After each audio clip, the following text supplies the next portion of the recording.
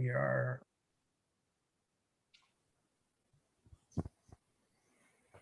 Good afternoon, everyone. Thanks for joining us. We're going to give it a couple minutes to fill the room here.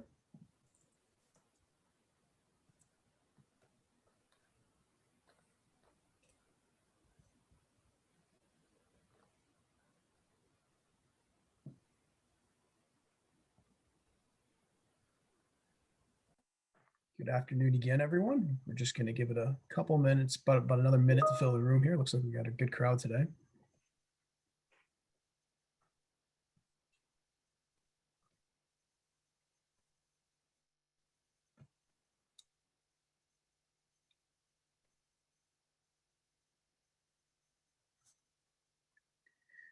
And we'll give it about 30 more seconds here to fill the room.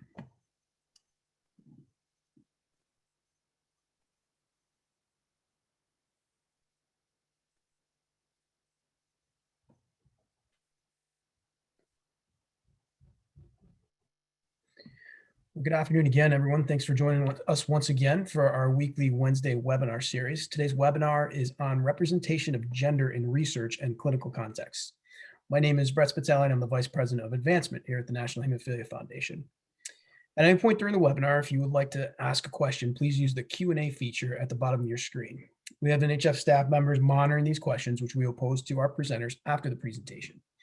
This webinar is being recorded and will be available to the community beginning on Friday, July 9th. I'm joined today by Dr. Mike Recht, who is the Chief Science Officer at Athens, and Alexis Dinno from the Oregon Health and Science University, Portland State University School of Public Health. Thank you both for taking the time to join us today. And Mike, I'll now turn it over to you to get us started. Thank you very much. Thank you, Brett, for this opportunity. And thank you, Professor Dinno, for joining us today. We're going to be talking about the just and accurate representation of sex and gender identity and gender modality in the bleeding disorders community. Here are my disclosures. You can see that I work for two organizations that get significant funding from various pharma companies. So those are all listed. I'm also on the board of directors for two other nonprofits. And then, like Brett said, I work as the Chief Science Officer at the American Thrombosis and Hemostasis and as a pediatric hematologist seeing patients with bleeding disorders at Dornbecker Children's Hospital at Oregon Health and Science University. So just a little bit of background on American Thrombosis and Hemostasis Network, the organization that we lovingly refer to as AFN. We're a nonprofit that was founded back in 2006 by and for the individual United States Hemophilia Treatment Center networks. We're dedicated to advancing and improving the care of individuals affected by bleeding disorders, but we're moving into other non-bleeding hematologic conditions also. Athens sponsors a national informatics platform, a fancy way of saying we have a computer system that collects data for various projects that we work with the clinical government, with the federal government, I'm sorry. We do clinical projects. We're deep into research and advocacy. So what I'd like to talk today about is my journey to getting a better understanding of sex and gender in medicine. So I trained as a pediatrician before I trained as a pediatric hematologist in the early 1990s.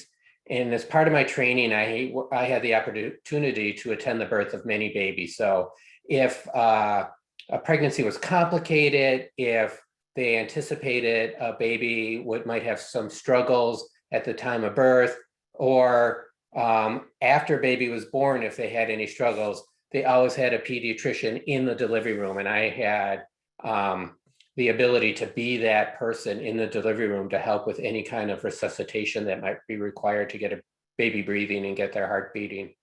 And because of that, I was often the person who had the honor of saying, congratulations, it's a boy, congratulations, it's a girl.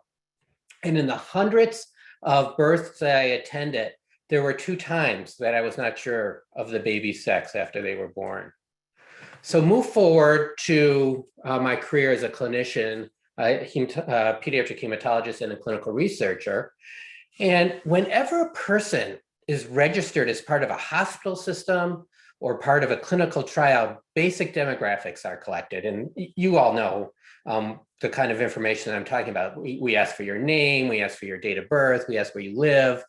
But depending on the system, sometimes the system asks for what is your sex. Sometimes some of the systems ask for what your gender is. And these two concepts are often used interchangeably in clinical medicine and clinical research. And as I was thinking about this, as I went to Athens and started really digging into some of our surveillance projects, in some of our research projects, it came to my knowledge that Athens was using these terms incorrectly and interchangeably. So in order to try to figure out the best way to do this, the first thing I did was contacted the physician who ran Oregon Health and Science University Gender Services Clinic.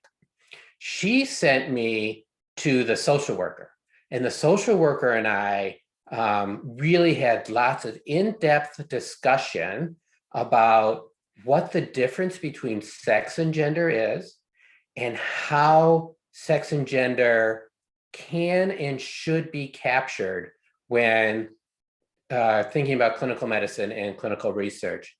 And she also put me in contact with Professor Dinno. And this was probably one of the most important parts of my journey in getting a better understanding. Not only did Professor Dinno give me her time and her expertise, but pointed me to many of her writings, many which are in the academic literature, but also some that are out in the public domain. And what I would recommend people to do is to go onto Medium. Medium.com is essentially a place for people to publish their thoughts. And Professor Dinno has published a couple of pieces on Medium that I would recommend. If you just go to medium.com and search on her name, you're gonna get a really great education in this. So prior to my collaboration with Dr. Dinno, this is how Athens asked the question. We asked for a participant's gender, and there were 4 different options. Person could be male, could be female, could be male to female, or female to male. And that was it. That was all we asked. And I knew that we were missing a lot. So after working with Professor Dinno, I'm not going to tell you what we did, because you're going to hear from her. And then at the end of her talk, I'll go through how we collect this data now in Athens. So that's all I have by way of introduction. I'm going to step back now. I'm going to let Professor Dinno take this over. Thank you so much, Mike. Are you hearing me? Is that working? Good, good. I'm Professor Alexis Dinno. Today I want to talk about the just and accurate representation of sex, gender identity, gender modality in the bleeding disorders community. And I'm employed by Portland State University and teach, do research and service as part of the OHSU PSU School of Public Health. Mike has done a pretty good job of talking about how I got invited in to the bleeding disorders community. So I'm going to bypass my version of that same story and just give a little bit more background about how I come to be here. So I myself am transgender. I'm also transsexual, which is a label I use to sort of categorize people who have used things like gender-affirming hormone therapy or gender-affirming surgeries, people who've partnered with the medical sector to help sort of express what they want with their bodies and around sex and gender. Occasionally, I'm a drag performer. I am also an epidemiologist and a social justice activist. I collaboratively work for the just and accurate representation of people with gender minority experiences and with sex minority experiences. And this has been work that I've been doing for about a decade. A recent collaborator within the bleeding disorders community, I have not lived with bleeding disorder health conditions myself, either directly or in terms of people in my family. So I'm on a learning journey as well. Why just and accurate representation matters, and matters to people in the health professions, to clinicians, to people who are at the front desk, to researchers. I think of this in terms of equity in a world where some groups of people have been treated differently historically than others. And so, first of all, people in some groups have specific healthcare needs. And just and accurate representation facilitates getting appropriate care to those who need it in a timely fashion. Group or systematic advantage or disadvantage within health practice in ways that affect healthcare access or quality. And just and accurate representation permits accountability around such necessary practices in a way where the institution, the practice itself, can monitor how it's behaving and make course corrections and improve. Some groups have historically been marginalized and oppressed by ongoing institutions of discrimination in society at large, so outside the clinic. And so as professionals, we can reach for inclusion through visibly just and accurate representation, coupled with training and practice that strives towards equity and a healthier and more just clinic. And finally, as individuals, clinicians, as people at the desk, as assistants, as researchers, we can behave with bigotry, we can behave with unconscious bias, and representation allows us to recognize this and to change it. Yeah. So, just an accurate representation of gender minority experiences and sex minority experiences. I think a minimal set of questions for the just and accurate representation of sex, gender identity, and gender modality are a question about sex in a very simplistic fashion, and I'll amplify on each of these in a moment. Was your sex assigned at birth? Select one: male, female, or intersex. Gender identity, select all that apply. And the language will vary a little bit, but something like masculine or man, young man or boy, feminine or woman, young woman or girl, non-binary, agender, and I'd add, personally, I would add questioning as well, because these are categories that people move throughout their life, and questioning reflects that liminality, that possibility of a liminal space. A separate question about gender modality. Are you currently transgender? Yes, no, questioning. And of course, and I think this is very common practice, questions should allow a prefer not to state. Yeah. All right, so diving a little bit deeper into just an accurate representation of sex specifically, our social habits of thinking of sex as binary, encompassing exactly two conditions, male and female, is a convenient fiction. We get a lot of use out of dividing the world into male and female, but sex is both multidimensional. There's chromosomal sex, anatomical sex, physiological sex, such as hormone levels, dynamics, and receptors, legal sexes, which vary by jurisdiction. And even at the chromosomal level, sex is not binary, it's bimodal, right? There are more than two categories across any of these dimensions. The practice is not there yet, but I think many of the patient's interests would best be met by representing sex, when we really need to understand reproductive biology, by using anatomy inventories and physiology inventories, without assuming that any particular answer precludes any other particular answer. Of course, the validity of such inventories in a survey form will be contingent on how much one individual can actually know about the internals of their own body. Externals, sure. Internals, maybe not. For example, I've never had a chromosomal test, as far as I know. Sex minority experiences. I've invoked this language, sex minority, and I want to open that up a little bit.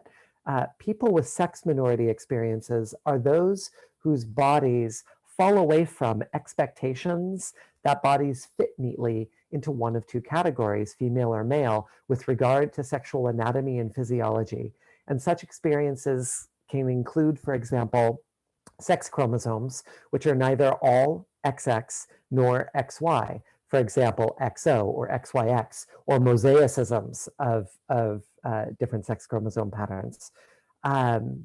Unusual distributions of estrogen or androgen receptors. Surgically modified sexual characteristics, such as that produced through a radical mastectomy, orchiectomy, genital reassignment surgery, etc. Rare patterns of development in the gonads and genitals or secondary sexual characteristics. Biological fertility that counters expectations of external sex. And just to really land this, people with sex minority experiences may be male or female in terms of the categories we understand them as belonging to, or intersex. They may be transgender or cisgender. They may have any or no gender identity. So sex minority experiences have some independence from gender identity, from gender modality. A just and accurate representation of gender identity, we can start by recognizing that gender categories have these simple bimodal descriptors that are masculine or feminine, and we commonly use gender roles to categorize gendered experiences by age, so man or woman or boy or girl. Agender refers to those who reject masculinity or femininity as part of their identity, or even reject any participation in gender as part of their identity, as part of their sense of self. Non-binary can refer to people who occupy both masculine and feminine roles and identities in androgyny, that is, people who are simultaneously masculine and feminine, through fluid expressions that shift between masculinity and femininity that are labile with internal or external contexts. For example, in situational specificity, someone may have one gender at work and a different gender at home or among friends. And some people occupy third gender categories, a gender category that is neither masculine nor feminine. And we could talk about many of the labels there, but unicorn, David Bowie, critter, lots and lots of different labels. It gets rich and rainbowy there. And people with non-binary gender identities may or may not also identify as agender. Just an accurate representation of gender modality. Gender modality distinguishes transgender versus cisgender experiences. So I comment thinking about this through two principles. First, transgender identity can only be self-ascribed. That is, it's not possible for me to dictate to you that you are transgender or that you are cisgender. Not as a person, not just not non-professionally, and not as a professional. You can't diagnose someone as being transgender or not based on some set of criteria. Principle two, transgender identity is not limited to occupying categories relative to the sex-gender binary. And from these two principles, I define transgender as those individuals who transgress against or transition away from or through the gender they were assigned at birth to some new gender identity. And cisgender would be the logical complement of transgender, not transgender. And this is a little, this approach distinguishes itself a little bit from a common definition of transgender as having a gender at odds with sex as assigned at birth. Not all transgender folks have any problem, have any issue with their sex assigned at birth, but still have transgender experiences. Treating transgender as a subjective experience akin to proprioception or pain or enjoyment is necessary to rejecting transgender as pathology. And I'll talk a little bit more about that in a moment. Separating transgender from binary sex at birth also makes room to understand why people who are raised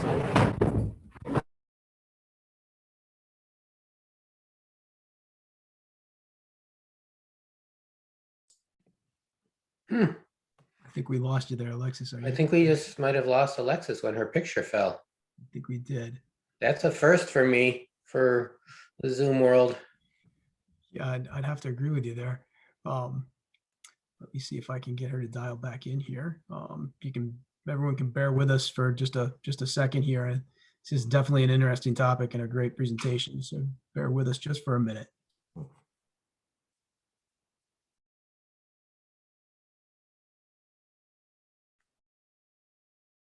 Let me see if I have her cell phone number.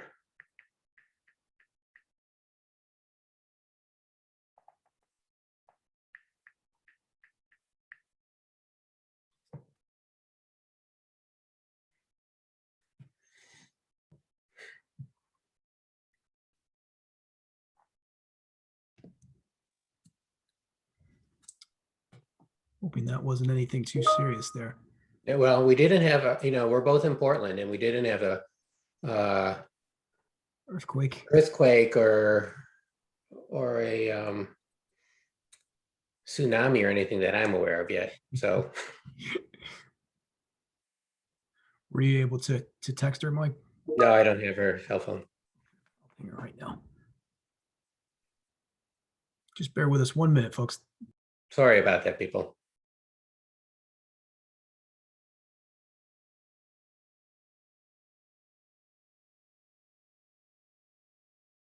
Oh, apologies for that. Wow.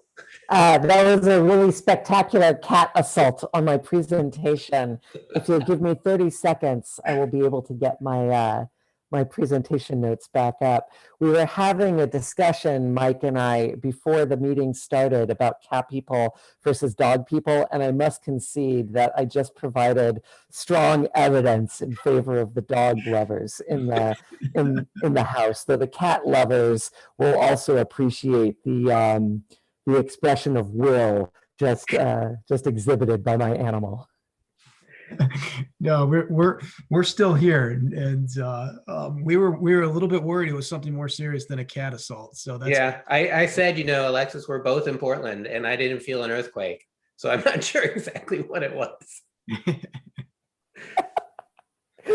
Wonderful. Okay, well, I've got my my slides up.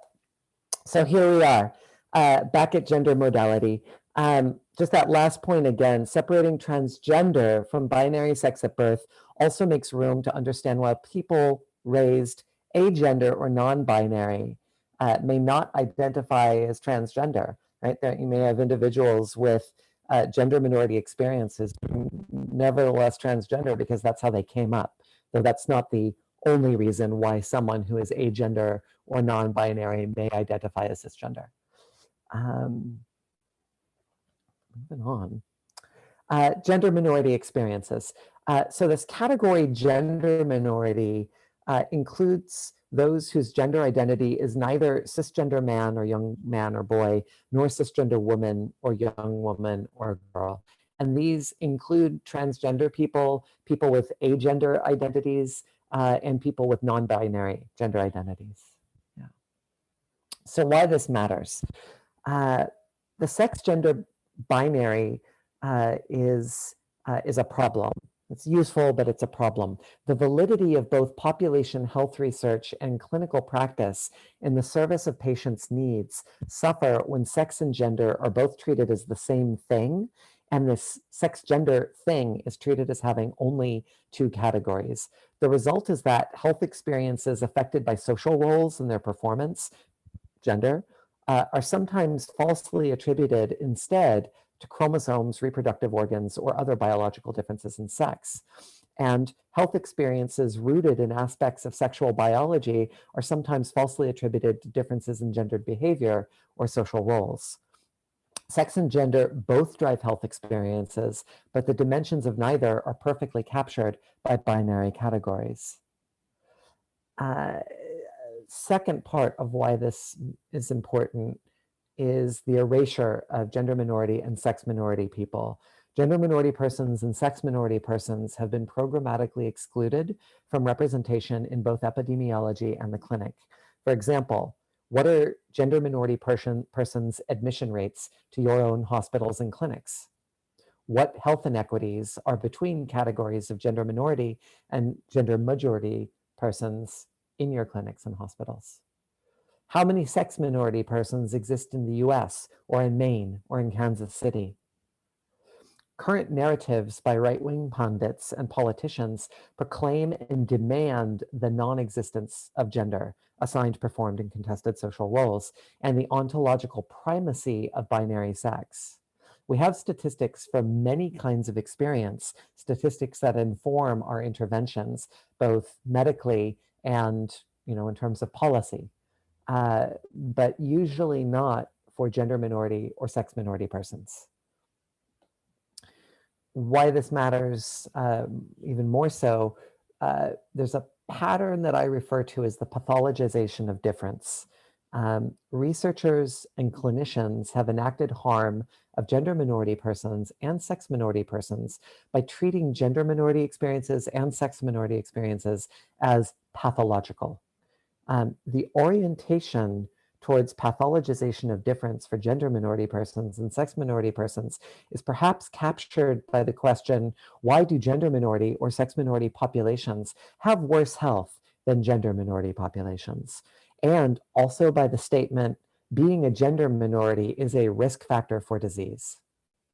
And I want those of you who are clinicians to really stop and notice that second question, because you are trained to think about that. You're trained to think about risk factors for disease, and categories of social experience are less about what is inherently constituted in an individual body and more has to do with social relationships and social forces that are arrayed against groups of people. And so when you talk about risk factor, are you trying to ascribe a disease as being inherent to a person? Or are you ignoring the social processes that produce patterns of pathology? As well as by research and professional practices that transact in these risk factors. The pathologization of difference can lead to a malefic stance that demands that the gender minority patient or sex minority patient cease existing, quite literally cease existing, as with literal erasures implied by so-called conversion therapy. For those of you who have really hearkened to fat advocacy and contestations of body normativity in the health professions, you will, I am sure, recognize a similar erasure of fat people by insisting that they not exist in order to be healthy. Let me offer up an alternative. We can understand gender minority experiences and sex minority experiences not as pathologies, but as conditions which are simply health relevant, as in fact the ICD and the DSM now both do. That gender minority experiences and sexual minority experiences, sex minority experiences simply make up parts of the social and biological diversity of our species. Consider how the questions, what causes people with gender minority experience or sex minority experience to have the highest levels of health? Or what reduces the health inequities between gender minority and gender minority populations, or between sex minority and sex minority populations, present a very different stance towards patient well-being compared with the questions I identified under the pathologization of difference. Empathy and cultural humility are also part of why this matters. Centering active patient participation and autonomy in the clinic necessitates both empathy for the patient's needs and cultural humility on the part of the health professional.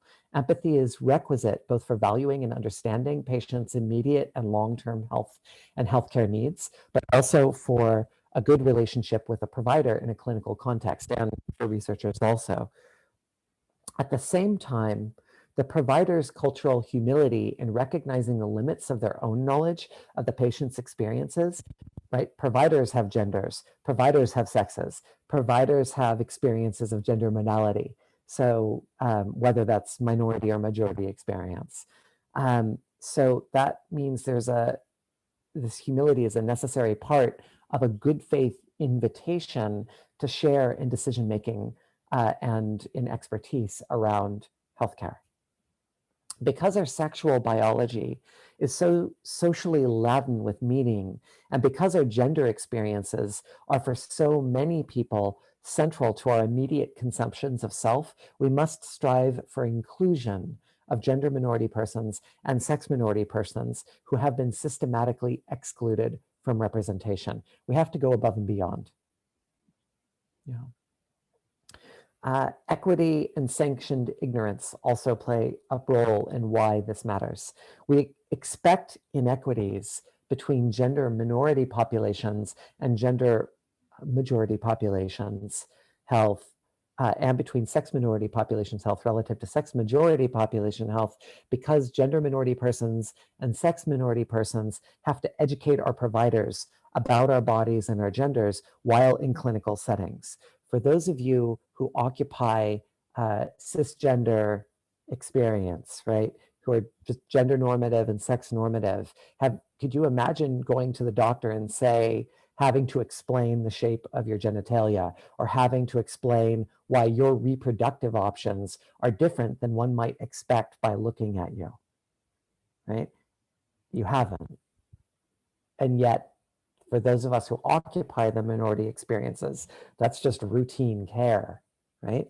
We also have to navigate health systems which assume that it is fine to operate using the sex gender binary when that does not represent fairly or accurately our experiences. We also often have more economic barriers to access, right? There was a report from a national survey of transgender persons, which found that about 50% of transgender persons faced serious barriers to employment. Right? That in our society means serious barriers to healthcare access. And often we have geographies of violence to navigate to access clinics. So in the words of epidemiologist Nancy Krieger, if you don't know, you can't act. So I want to ask you, can you help us to see and to know? Can you ask these questions? Questions about gender identity, questions about sex, questions about gender modality that are inclusive, that do not presume a sex gender binary. And therefore, can you act to get us to a more equitable place? Why this matters for the bleeding disorders community. Just an accurate representation of sex and gender helps because some bleeding disorders link to the sex chromosome, but not to gender. Some bleeding disorders have a special significance for people who menstruate, and you can't always see who menstruates. Some genetic bleeding disorders affect fertility in ways that inform mating strategies and are bound up in cultural values around gender roles in mate selection and disease management. So sex and gender both signify in complicated ways that cannot be reduced to a single binary category. People with some bleeding disorders pursuing gender-affirming surgeries, for example, top surgery or genital reassignment surgery, etc., require a multidisciplinary team, including a specialist in the relevant bleeding disorder, in order to achieve the lowest risks and best outcomes. Good faith, welcome, and inclusion. So the questions on this slide that I'm showing now, as well as those questions earlier, I think when paired with the appropriate corresponding standards of conduct at reception with assistants and with care providers, can build more inclusiveness into gender minority persons and sex minority persons' experiences in your clinics and hospitals. By what name should we address you? For example, right? Just how honoring of the person's experience to ask that question. And do you have other names we should know about? For example, for correspondence or for insurance, or if there's a dependent or guardian relationship that may use another name. What pronouns do you prefer to use, if any? They, them, their, she, her, hers, he, him, his. I prefer not to use pronouns, use my name. Or, maybe some that are not listed.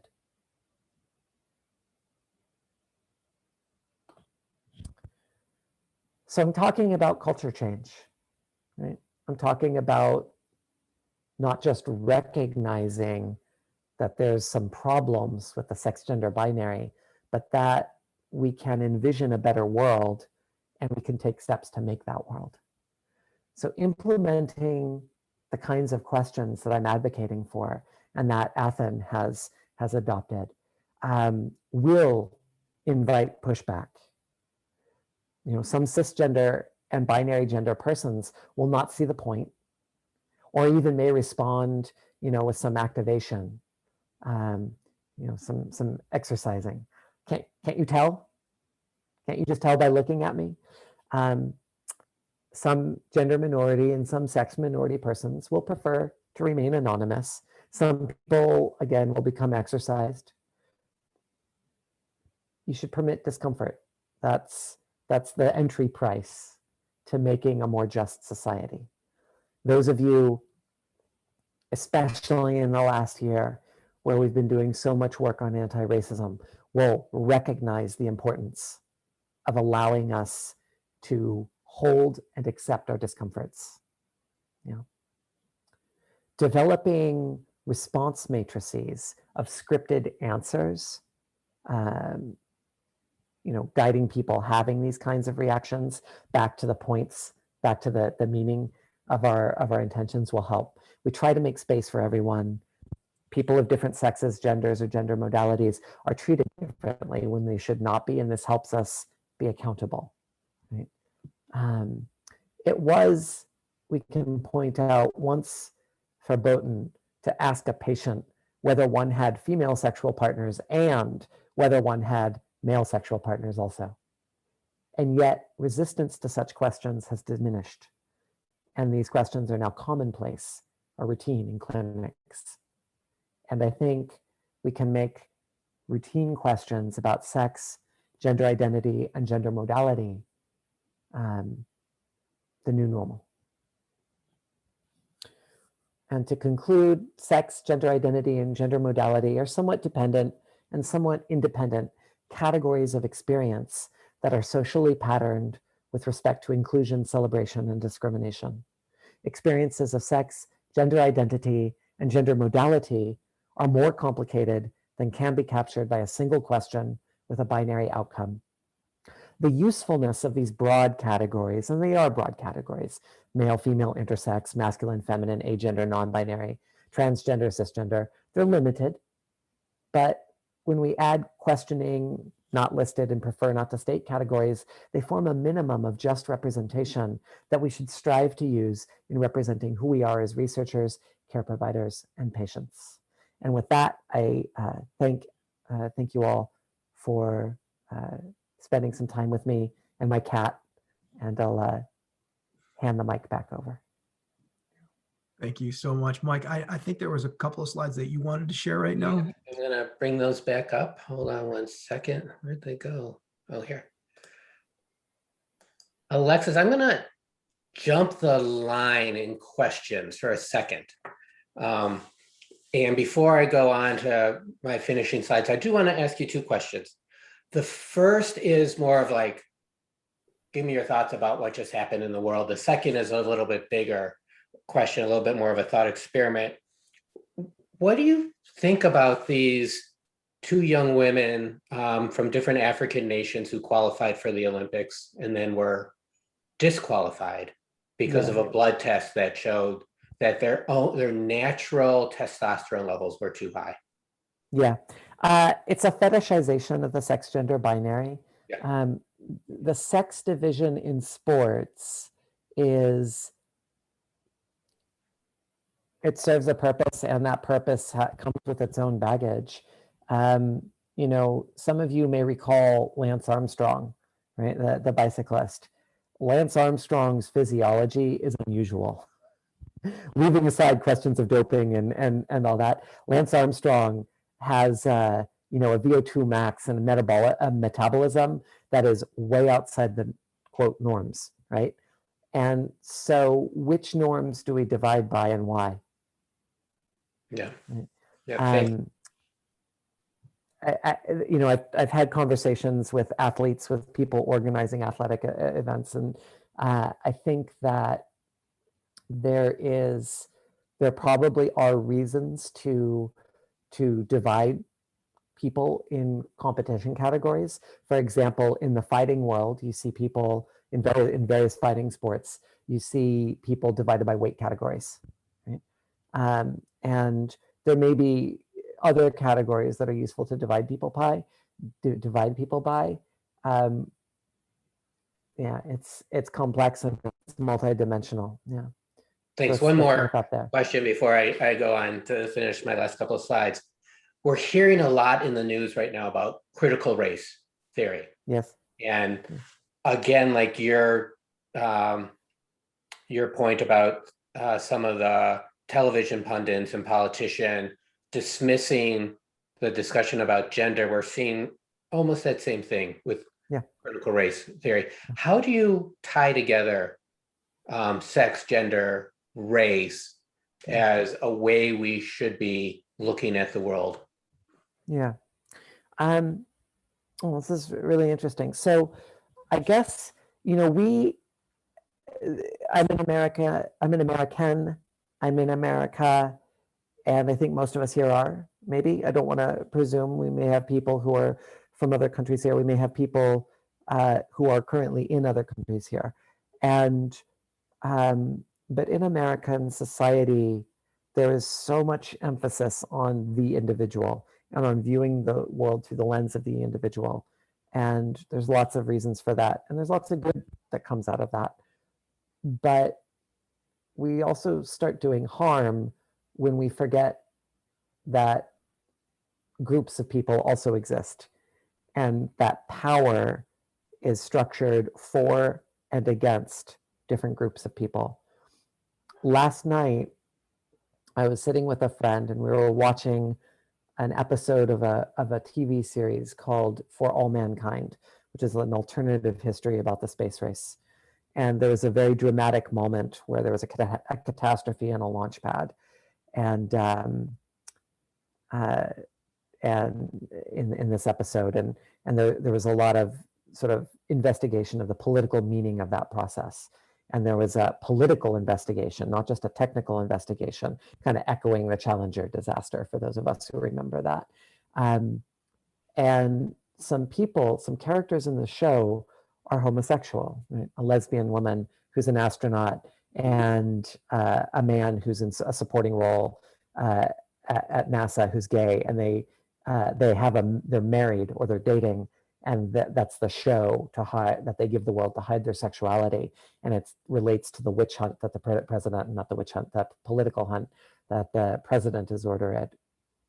And I turned to my friend and I said, you know, until the Clinton administration, there were rules against anyone who was homosexual or bisexual occupying a cabinet position or a secretary level position in any presidential administration. And, you know, with a history that goes back into the early mid 20th century.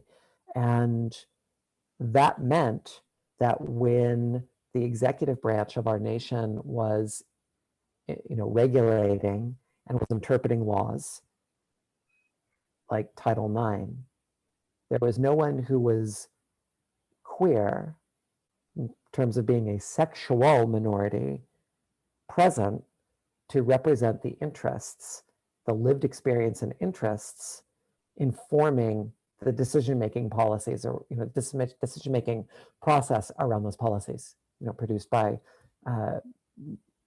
for internal policies and external policies, regulatory policies by the executive branch. And that is a really solid example of structural homophobia, right? A systemic process that produces outcomes in policy favorable to one category of people and unfavorable to another category of people. So critical race theory, coming back to your question, and I hope I'm not being too long-winded, critical race theory invites us to look at those kinds of structures. And critical race theory comes out specifically of scholarship around anti-Black racism and institutions of anti-Black racism, inherent in the founding of this nation, right? With the less that enslaved African Americans or people who are descendants of people brought from Africa as slaves, counting as less than a full person, right? Right there in the Constitution. And aside with our legacy of slavery, even our legacy of getting rid of slavery and what we replaced it with. And critical race theory invites us to look at the institutions and how they have applied differently to some groups of people compared to others. Critical race theory has also applied to anti-Latinx xenophobia and racism, has aligned with a decolonizing lens on the systematic land theft and genocide against American Indians, Native Americans, Pacific Islanders, Alaska Natives, and in other countries, in Canada as well. And the tools of critical race theory are applicable, of course, to racial and ethnic categories, even to colorism, right? The shade of one's skin. For example, how many, when I don't know if any of you have been involved in the audience in our COVID response, in our public health response, in contact tracing or responses to contact tracing and testing and case investigation.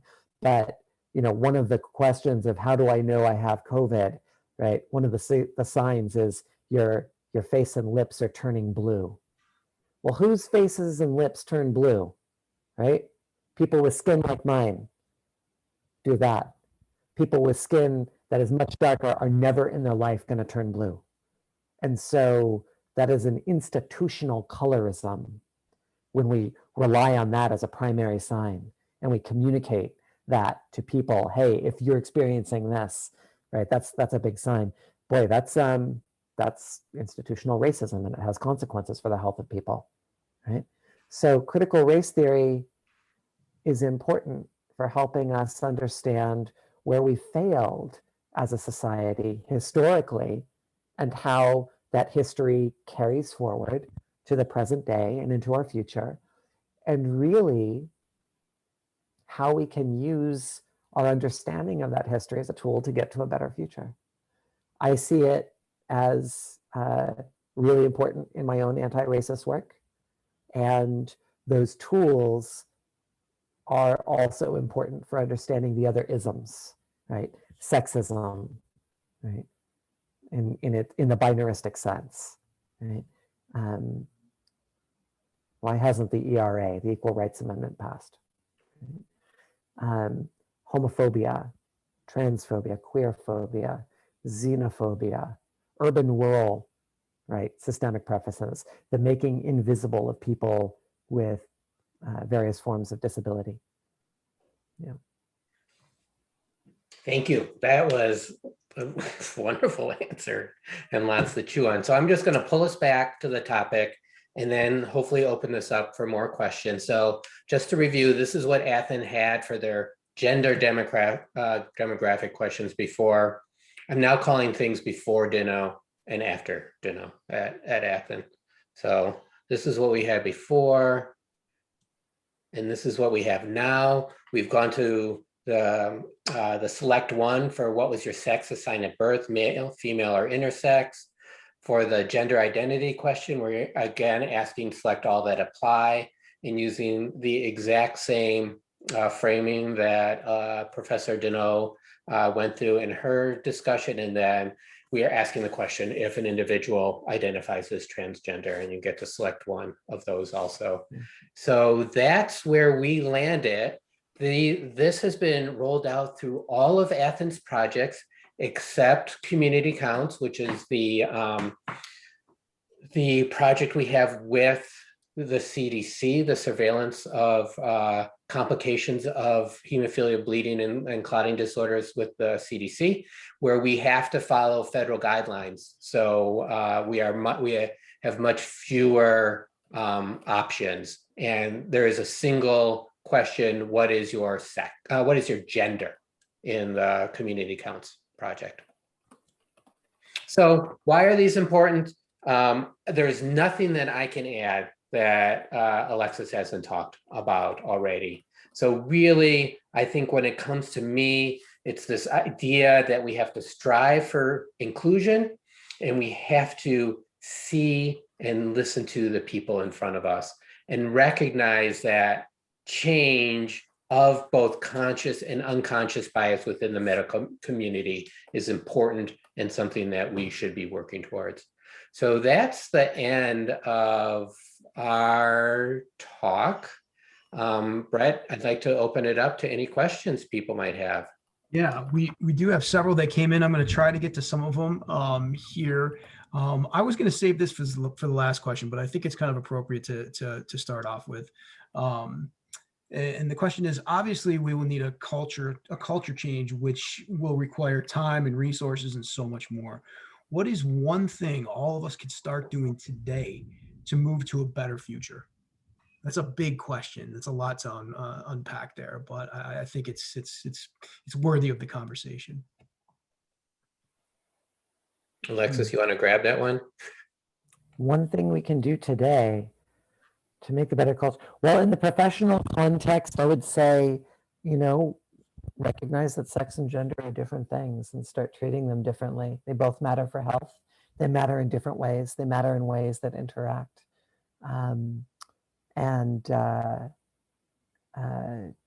Where you can do so, invite people to represent their sex and to represent their gender in ways that allows them to express who they are and their experience. Yeah, and I think I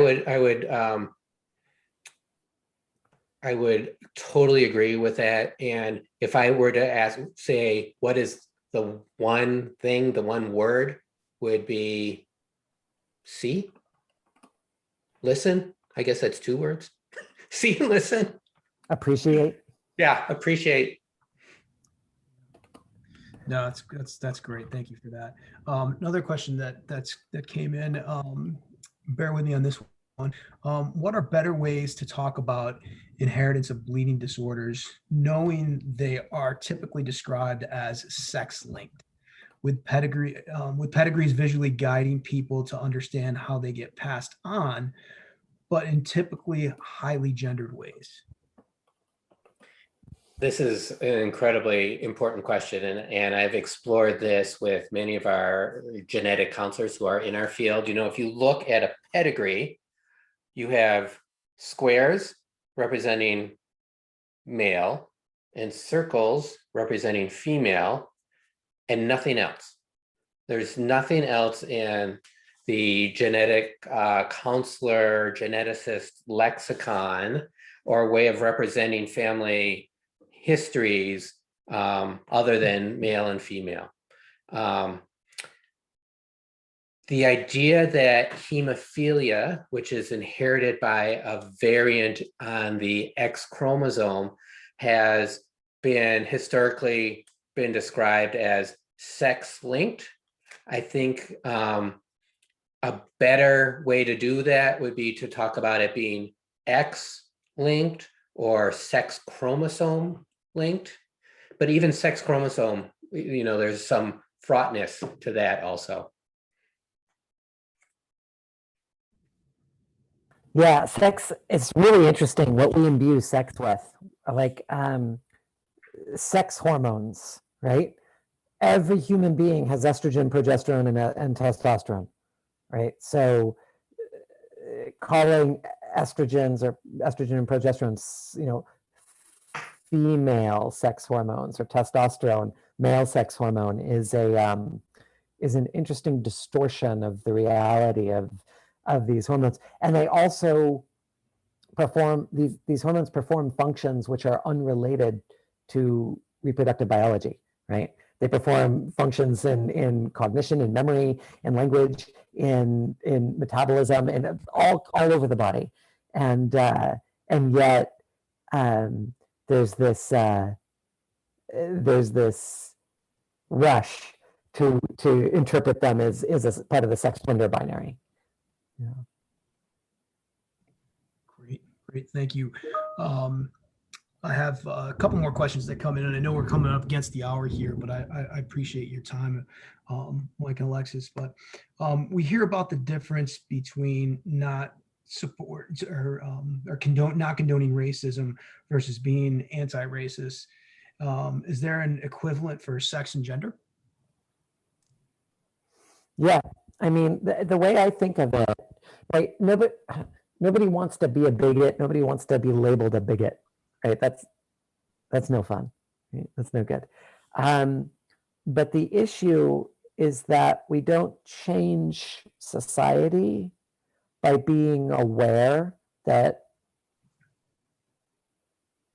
bigotry exists. We don't change society, and whether that's, anti-Black racism, anti-Indian racism, colonization, the structural homophobia, like whether it's any of those things, we do not change society by being aware that this stuff happens. We do not change society by feeling the pain of racism, right? The fact that I hurt at anti-Black racism doesn't make the world less racist, right? The fact that you know that racism is wrong doesn't make racism go away, especially that institutional stuff. And, I'm not a clinician, I'm an epidemiologist. So my bias is to think about populations and what causes distributions in the health of populations. And therefore, I'm always worried about the institutions, right? We're gonna make 1% of this whole group do 1% better than this group. Well, that's a lot of lives you just harmed, right? Or made better relative to the other group. And so it's one thing to know racism exists, to know that homophobia exists, to know that transphobia exists, to know that sexism exists, that cis normativity exists. But it's another thing to take steps to change the world. For example, to start asking these questions, to make space in conversation and social space for discomfort to exist, right? So I guess that's how I'd answer it. And we could talk all day and for years about this, specific kinds of steps and the way this manifests, but as principles, make changes in behaviors that will affect institutions. That's how you become an anti-racist. That's how you become an anti-homophobe, an anti-transphobe. Yeah. Thank you, Alexis. And the only thing I would add, I've been reflecting on my one-word answer, and we started with see and got to listen and then got to appreciate. I think where I would like to end up is celebrate. So that would be my answer to the anti-racist equivalent, or not even the equivalent. It just encompasses everything. Yeah. Well said on both parts. I know we're up on the hour here. I do want to get, we have a good question that came in, and if I didn't get to your question, I apologize. You can certainly feel free to email them to me, and I will pass them on to Alexis and Mike. Please. Please. Great. And there is one more I wanted to ask you both though. You were speaking about interdisciplinary teams. Who do you suggest should be the most essential members of that team to effectively and efficiently address sex and gender issues? I know my answer. Everyone. This is not one person's responsibility on a multidisciplinary team. This is a team approach to an individual issue that affects the population. And I don't say that glibly and just say, we should all celebrate, but it really can't be one individual's or one job description. It can't be the social worker, it can't be the nurse, can't be just the physician. It has to be the entire team. I would piggyback on that by drawing attention. Again, the past year has been strongly with me in the movement for Black Lives. Right? It's not, for example, the Black person's responsibility for confronting racism in the organization. It's not the queer person's responsibility for teaching folks how to not be heteronormative or cisnormative. Right? It's everybody's responsibility. And we need to be very careful about the labor demands that we put on individuals who come from with lived experience from historically marginalized and oppressed groups. Yeah. Well, Alexis and Mike, thank you both for taking the time to join us this afternoon. We appreciate you taking the time out of your schedule and lending us your expertise as well, too. It's been a pleasure speaking with you, and we truly appreciate it. I hope everyone got as much out of this as I did. And if there's this will be available to the community on July 9th on hemophilia.org under the events tab. So feel free to go in there and download that. So thanks, everyone. Appreciate it. Michael, Alexis, take care. Dr. Valentino, thank you. Thank you all for attending. Great presentation. Yep. Thanks, everybody. And please send any comments into Brett, and then Alexis and I will take the time to hopefully answer any more questions that might be raised that we didn't have time to address today. Absolutely. Absolutely. Excellent. Have a great week, everybody. Thank you, everybody.